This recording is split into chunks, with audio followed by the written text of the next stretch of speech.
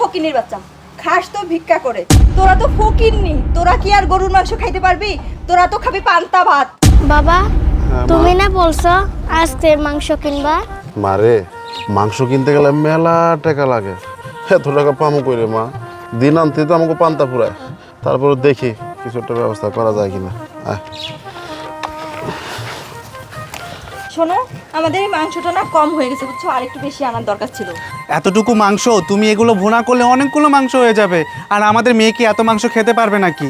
বাবা দেখো ওরা কতগুলা মাংস নিয়ে আসতেছে, আমি এদের থেকে এক টুকরা মাংস খুঁজবো। তারা অনেক বড় লোক, এদের কাছ থেকে মাংস তুই খুঁজিস না। তোর বলছি না আমি তো রাই না, যেমন মা। আচ্ছা শোনো, এসব কথা বাদ দাও, বাসায় মেয়েটা একা আছে, গিয়ে সুন্দর করে মাংসটা ভুনা করে দিবে। ম্যাডাম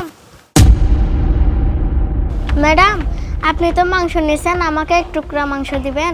এই ফকিন্নির বাচ্চা, খাস তো ভিক্ষা করে। তোর এত বড় সাহস, আমি মাংস নিয়ে যাচ্ছি, তোর মতো ফকিন্নির বাচ্চা আমার কাছে এসে বলতেছে মাংস দিতে।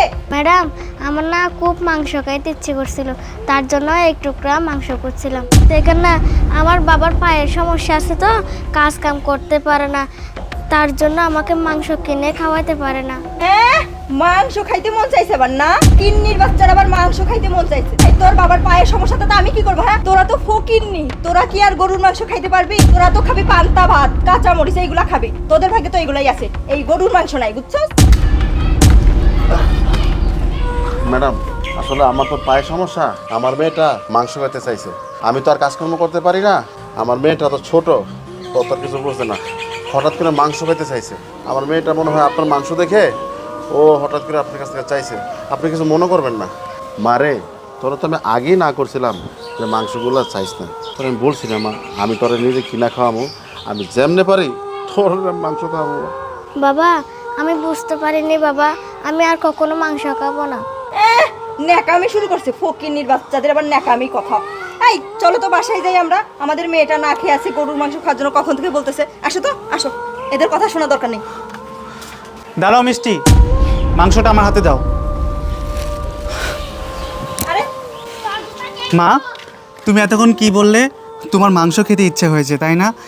এই নাও মাংস, এই সম্পূর্ণ মাংস বাসায় নিয়ে গিয়ে রান্না করে খাবে, কেমন? কি ব্যাপার, কি হলো? তুমি মাংস এদেরকে দিয়ে দিলে কেন? এদেরকে দেবো না মানে? তুমি এতক্ষণ দাঁড়িয়ে দাঁড়িয়ে ওনাদের সাথে খারাপ আচরণ কেন করছিলে? ও একটা বাচ্চা মেয়ে, মাংসই তো চেয়েছে, এমন তো কিছু যায়নি যেটা তুমি দিতে পারবে না। সামান্য মাংসের টুকরা সেটাও তুমি ওকে দিতে পারোনি? ও না হয় গরিবের মেয়ে, এটা কি ওর অপরাধ? গরিবের ঘরে জন্ম নেওয়াটাও অপরাধ নয়। ওর বাবা না হয় অসুস্থ, হাঁটতে পারে না, এর জন্য সে তার মেয়ের আবদার পূরণ করতে পারে না। কিন্তু দেখো আমি সুস্থ সবল একজন বাবা, আমি ভালো জায়গায় চাকরি করি, অনেক টাকা ইনকাম করি বলে আমার মেয়েকে আমি রাজকন্যার মতো বড় করে তুলছি। ওর বাবার যদি সামর্থ্য থাকতো না, ওর মেয়েকে ও রাজকন্যার মতোই বড় করতো। টাকা পয়সার উপরেই না সব কিছু ডিপেন্ড করে, তাই না? তুমি আজকে ও গরিব বলে তুমি ওকে এতগুলো কথা শোনালে, আর যদি হতো ও ধনীর মেয়ে, তুমি কি করতে? বাড়ি নিয়ে গিয়ে তাকে আপ্যায়ন করতে। তোমার মনে এত অহংকার, তুমি মানুষকে মানুষ বলে মনে করো না। আরে ছোট একটা বাচ্চাই তো বলেছে না, তোমার মনে কি সামান্য পরিমাণে মায়াবোধ নেই?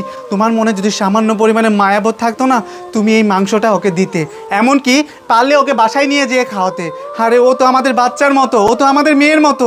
তুমি এতটা নিষ্ঠুর হয়ে গেছো, টাকার অহংকারে পড়ে, টাকার লোভে তুমি একদম মানুষ থেকে অমানুষ হয়ে গেছো মিষ্টি। আমি কোনোদিনও এরকম কাজ আর কোনোদিনও করবো না, প্লিজ তুমি আমাকে ক্ষমা করে দাও। হ্যাঁ আচ্ছা ঠিক আছে, তুমি যেহেতু তোমার ভুলটা বুঝতে পেরেছো, কোনো সমস্যা নেই।